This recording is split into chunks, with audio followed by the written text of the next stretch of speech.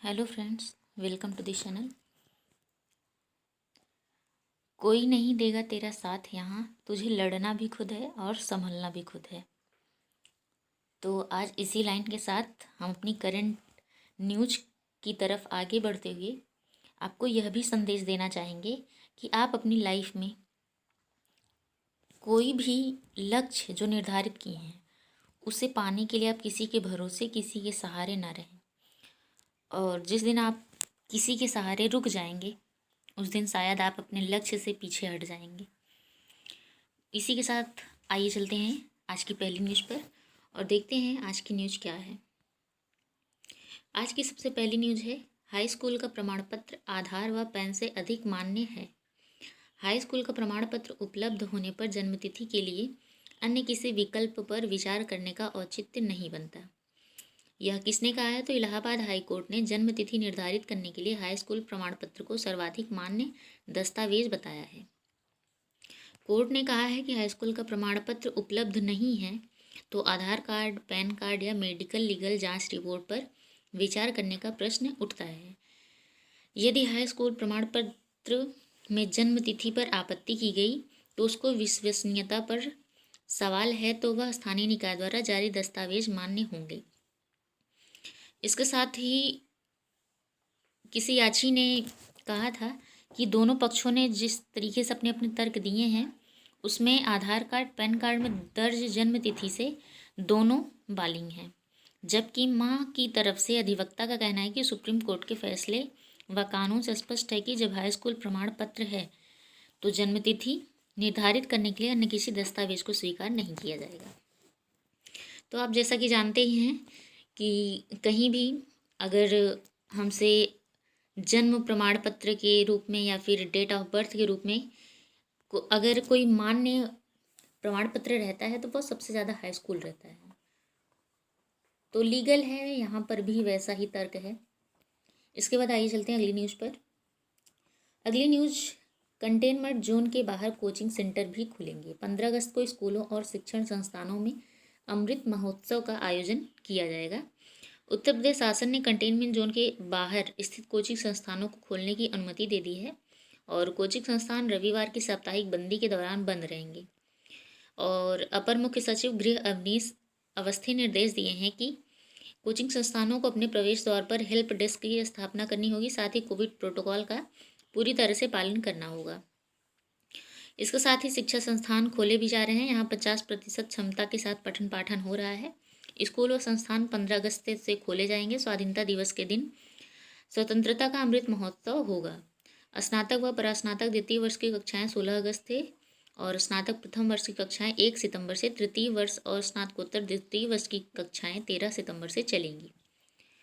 तो यह थोड़ा सा जो आपके लिए दिलासा भरा है कि शिक्षा के क्षेत्र में कुछ कदम आगे बढ़ रहे हैं जिसमें आप अपनी शिक्षा को फिर से लगातार जारी रख सकते हैं। और थोड़ा आपका जो इस तरीके से मन हो गया था कि पढ़ाई में ना ही रुचि रह गई थी और ना ही बच्चे पढ़ने में कोई रुचि दिखा रहे थे, तो अब इससे थोड़ी फुर्सत मिलेगी और आना जाना शुरू होगा बच्चों का स्कूल में और वो कुछ नया सीखेंगे। और अध्यापक भी अपने कार्य को ध्यान में रखते हुए अपनी जो शिक्षा है उसको आगे बढ़ाएंगे। इसके बाद आते हैं अगली न्यूज़ पर। अगली न्यूज़ है, नए कलेवर में नजर आएगी मुक्त विश्वविद्यालय की वेबसाइट। तो जैसा कि प्रयागराज उत्तर प्रदेश राजेश टंडन मुक्त विश्वविद्यालय की वेबसाइट अब नए रूप में नजर आएगी। कुलपति प्रोफेसर सीमा सिंह ने बुधवार को नई वेबसाइट का उद्घाटन किया और उन्होंने बताया कि वेबसाइट को यूजर फ्रेंडली बनाया गया है और इसके साथ ही एक क्लिक पर मुक्त विश्वविद्यालय की सभी सूचनाएं एक साथ मिलेंगी और इसे छात्र केंद्रित बनाया गया है। इससे छात्रों को काफ़ी सहूलियत होगी। वेबसाइट पर स्टूडेंट कॉर्नर का निर्माण किया गया, साथ ही प्रवेश और परीक्षा के ऑनलाइन पोर्टल को भी प्रमुखता में जगह दी गई है। फिर आते हैं अगली न्यूज़ पर। महिला आर्मी अफसर ने बढ़ाया मान। संगम नगरी की मेजर फरहा दीबा ने स्टेडियम रन में लहराया परचम। तो ये देख रहे हैं आप, मेजर डॉक्टर फरहा दीक्षा हैं। इन्होंने महिला आर्मी अफसर का मान बढ़ाया है। इसके बाद आते हैं अगली न्यूज़ पर। राज्य अध्यापक पुरस्कार के लिए ऑनलाइन आवेदन 13 अगस्त से। तो राज्य अध्यापक पुरस्कार और मुख्यमंत्री अध्यापक पुरस्कार के लिए ऑनलाइन आवेदन 13 से 20 अगस्त तक दाखिल किए जाएंगे। शासन ने बुधवार को पुरस्कार के लिए आवेदन कार्यक्रम जारी किया है। विशेष सचिव नेहा प्रकाश के अनुसार 21 से 25 अगस्त तक जिला स्तरीय समिति की ओर से आवेदनों का परीक्षण और स्थलीय स्थापन कर मंडलीय समिति से रिपोर्ट प्रस्तुत की जाएगी। उसके बाद 30 अगस्त से 2 सितंबर तक राज्य चयन समिति की ओर से चयन कार्रवाई की जाएगी और 20 अगस्त तक दाखिल किए जाएंगे आवेदन। इसके बाद आते हैं अगली न्यूज़ पर। अगली न्यूज़ है, बिजली निगमों में रिक्त पदों को जल्द भरा जाए। उपभोक्ता परिषद 25 दिन से धरने पर बैठ गए हैं, निकाले गए टीजीट सेकंड।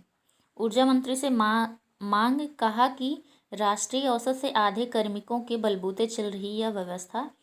TG2 के 608 पदों की भर्ती का परिणाम घोषित करने और 4102 पदों की बहाली की मांग। तो राज्य विद्युत उपभोक्ता परिषद ने बेहतर बिजली व्यवस्था उपभोक्ता सेवा के लिए सरकार से बिजली निगमों में सभी रिक्त पदों पर तत्काल भर्ती की मांग की है। परिषद का कहना है कि प्रदेश में उपभोक्ताओं की संख्या के अनुपात में बिजली कर्मियों व अभियंताओं की संख्या काफ़ी कम है, जिससे राष्ट्रीय मानक के अनुसार 1000 उपभोक्ताओं पर 2.65 कार्मिक होने चाहिए, लेकिन प्रदेश में वह महज 1.34 है। यानी राष्ट्रीय औसत से आधे कार्मिकों के बलबूते बिजली व्यवस्था चल रही है। ऐसे में बिजली निगमों का कामकाज जो है वो प्रभावित हो रहा है। तो इसलिए सरकार से मांग की गई है कि इस जो ये पद हैं इन सभी पदों को भरा जाए। आगे की न्यूज़ है, यूपी में 30,000 नौकरियों की परीक्षा 24 अगस्त को सफलता कराएगा मुफ्त तैयारी। अब देखिए यहाँ पर क्या क्या सफलता मिलने पर, यानी कि जो पेट का एग्ज़ाम है उसमें सफल होने पर क्या क्या फ्री मिल रहा है।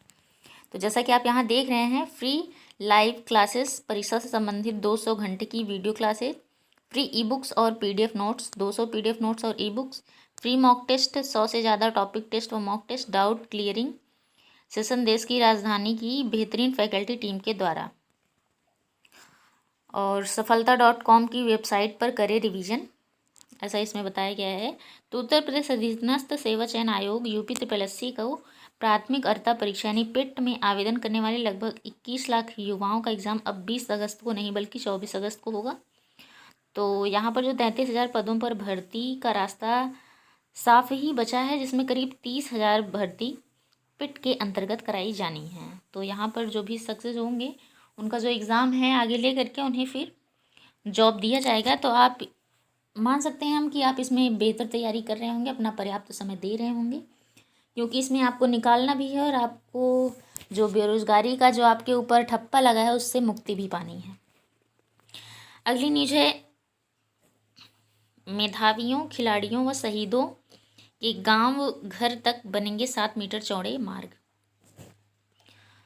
प्रदेश में मेधावी खिलाड़ी व शहीदों के गांव घर तक जल्द ही 7 मीटर चौड़े मार्ग का निर्माण होता हुआ दिखाई देगा। इसके लिए लोक निर्माण विभाग ने प्रस्ताव तैयार कर लिया है।